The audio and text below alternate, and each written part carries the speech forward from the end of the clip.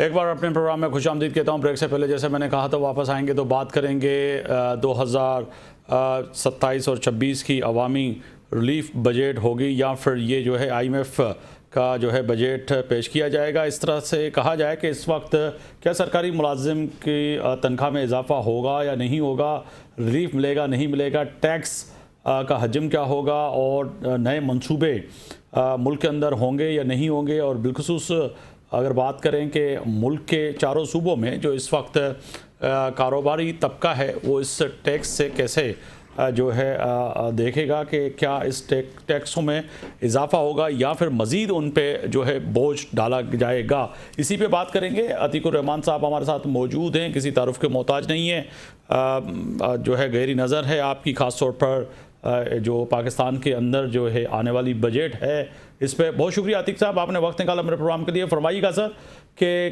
क्या ये अवाम दोस्त बजट होगा या अवाम दुश्मन होगा, क्योंकि अमूमन ये सिर्फ कापी और पेस्ट होता है। अमूमन हम देखते हैं हर साल तो कोई हेरा फेरी तो इतनी बड़ी नहीं होती, बस वही बजट होता है। शायद USB पड़ी होती है, वही पर प्रिंट निकाल के थोड़े आगे पीछे करके और फिर बजट दिया जाता है। तो टैक्स की अगर बात करें तो लग रहा है कि ये अवाम दोस्त और कारोबारी दोस्त बजट होगा।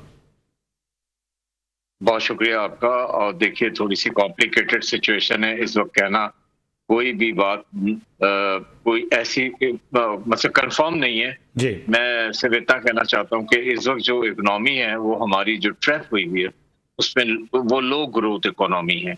ये हमें समझना होगा कि इस वक्त हमारी जो ग्रोथ है वो काफी सालों से बहुत लो ग्रोथ पर है। इसके अलावा आप देखें कि हम कर्जों पे भरोसे पे अपनी इकोनॉमी को चला रहे हैं, तो डेट डिपेंडेंस भी है हमें। साथ ही साथ आप देखें कि हमारा ज्यादातर जोर जो है वो इनडायरेक्ट टैक्सेशन पर है, और हम बाहर के शॉक्स जो हमें आते हैं ना, वो शॉक्स हमारे इकोनॉमी को काफी हलचल मचाते रहते हैं। पेट्रोल इसका एग्जांपल है। इसके अलावा जिनसे हम कर्ज लेते हैं उनके डिक्टेशन भी हमें बर्दाश्त करने पड़ते हैं। ये सारी चीजें मिलकर एक बहुत कॉम्प्लिकेटेड किसी भी सिचुएशन, और कोई भी तज्जिया करना इस वक्त इतना आसान नहीं है। लेकिन इस थोड़े से वक्त में मैं सिर्फ इतना बता दूं कि आवाम के ऊपर डायरेक्ट एंड इनडायरेक्ट टैक्सेस का बहुत बड़ा बोझ है, और वो बोझ भी इसलिए है कि टैक्स रिफॉर्म्स के जो स्ट्रक्चर है ना वो बड़े इम्बैलेंस है, बैलेंस्ड नहीं है। अगर वो बैलेंस्ड हो तो ऐसा नहीं होगा। जो हमारा टैक्सेशन सिस्टम है वो बहुत ही हेवीली डिपेंडेंट है इनडायरेक्ट टैक्सेस पे, बेइंतहा इनडायरेक्ट टैक्सेस है, जिससे गरीब को और मिडिल क्लास को बड़ी तकलीफ हो रही है। इसके साथ साथ जो इनडायरेक्ट टैक्सेस की मैं बात कर रहा था, sale tax, petroleum levy, electricity duties, withholding tax, ये सारे के सारे यूटिलिटी बिल में एक आदमी अदा कर रहा होता है। इसका मतलब ये कि इनडायरेक्ट टैक्सेस के साथ एक भरमार है टैक्सेस की, जिनका नाम मैंने भी आपके सामने लिया। फिर गरीब कुछ खरीदने जाता है, फिर टैक्स देता है। आटा खरीदता है, चीनी खरीदता है, दवाई खरीदता है, बिजली का बिल देता है या पेट्रोल खरीदता है, उस पर भी टैक्स देता है। वो या सुबह हुई तो शाम हुई, शाम हुई फिर सुबह हुई।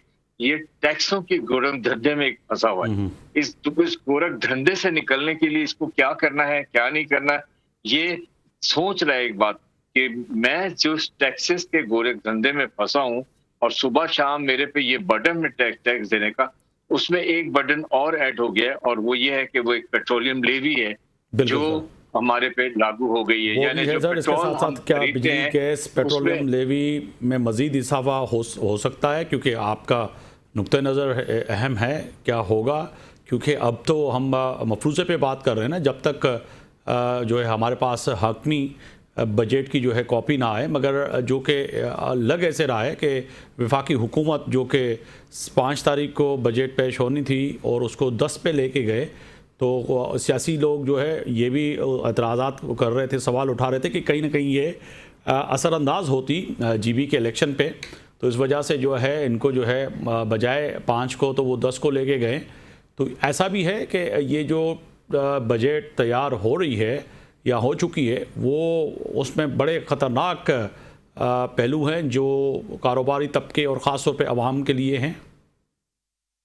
देखिए, एंटिसिपेशंस पे बात भी करनी बहुत मुश्किल है। मैंने जैसे शुरू में आपको स्टार्टिंग में और पेट्रोलियम लेवी की बात आ रही थी, तो पेट्रोलियम लेवी पे मैं आपसे एक बात कर रहा था कि जो पेट्रोल के प्राइसेस हम पे करते हैं उसमें तकरीबन आधे से ज्यादा टैक्सेस होते हैं, custom duties, freight charges, miscellaneous duties, और इसके अलावा पेट्रोलियम लेवी भी होती है।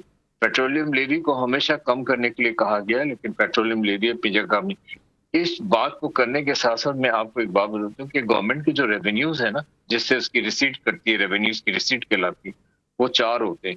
एक तो रेवेन्यू इटसेल्फ, एक नॉन टैक्स रेवेन्यू, एक टैक्सेबल रेवेन्यू। ठीक है, 2 रेवेन्यूज हो गए। एक लेवी होती है और साथ ही एक सेस होता है।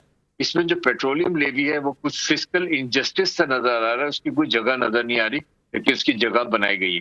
पेट्रोलियम लेवी की हिस्ट्री है कि 2022 तक समझ लें आप कि हमारे पास एक सेल टैक्स हुआ करता था, और वो सेल टैक्स को जब खत्म किया गया तो उसको फिर पेट्रोलियम लेवी का नाम दे दिया गया, और उस पेट्रोलियम लेवी के नाम को दिया गया और कहा गया कि ये हमारा नॉन टैक्स रेवेन्यू है, यानी ये टैक्स नहीं है, टैक्स इसको अलग किया गया। आप मेरी बात समझ रहे हैं जी। लेकिन आईएमएफ ने आपको कहा इस बार कि ये नॉन टैक्स रेवेन्यू नहीं है, ये फुल टैक्स रेवेन्यू। इसलिए मैंने 4 आपको गिन के दिए, tax revenue, non tax revenue, levy and cess. ये मैंने आपको चारों गिन दिए। ये चारों के साथ साथ प्रॉब्लम क्या हो रही है कि जो आपकी टैक्स की क्वांटम है वो बहुत ह्यूज है, और उसको एक बर्डन समझा जा रहा है और उसको पूरा नहीं किया जाता। इसके साथ साथ आप देख रहे हैं कि जो टैक्स दे रहा होता है, वो टैक्स देने के साथ साथ ये सोच रहा होता है कि मुझे इसके टैक्स के टेंजिबल बेनिफिट्स क्या है, वो बेनिफिट्स जो मुझे नजर आ रहे हो, जिनको मैं महसूस कर रहा हूँ, जिनको मैं देख सकता हूँ।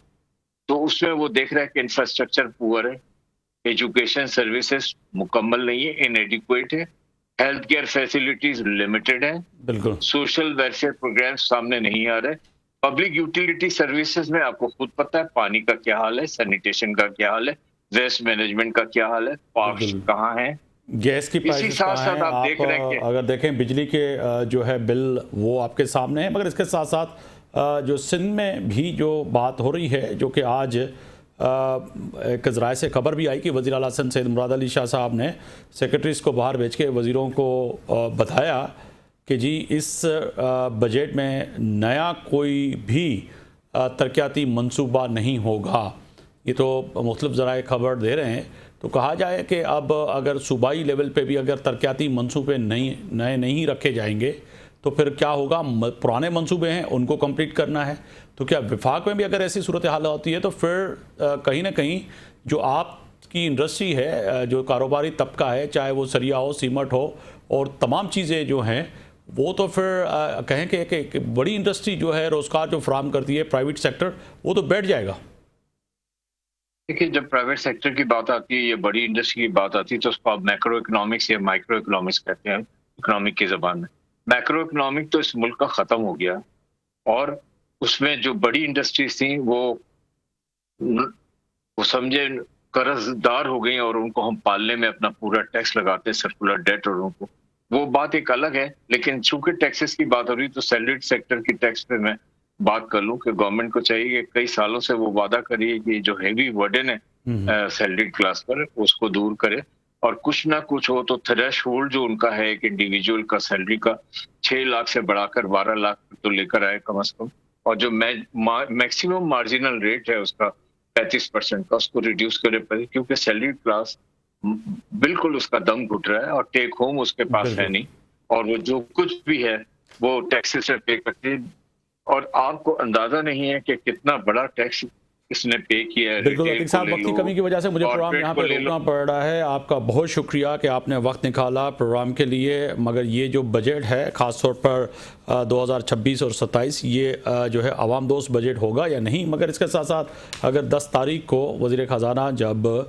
कौमी असम्बली में ये बजट पेश करेंगे तो उसके बाद ही बात हो सकती है कि क्या कुछ इस बजट में है। मगर मुख्तलिफ जो एक्सपर्ट हैं और मुख्तलिफ जो ज़राए ख़बरें दे रहे हैं कि इस वक्त वफाकी बजट और सूबाई बजट में ये तवक्को ना रखी जाए कि ये अवाम दोस्त बजट होंगे, क्योंकि इस वक्त पाकिस्तान ख़ास तौर पे IMF के कर्ज़दार होने के साथ साथ इस वक्त जो पूरी दुनिया में ईरान और अमेरिका की जंग के साथ साथ जो हालात पैदा हुए हैं उसके पेश नज़र आप कुछ भी तवक्को नहीं रख सकते कि आपके ऊपर मज़ीद जो है महंगाई का बम गिर सकता है। कल तक आफ्ताब बगैरी को इजाज़त दीजिए। अल्लाह हाफ़िज़।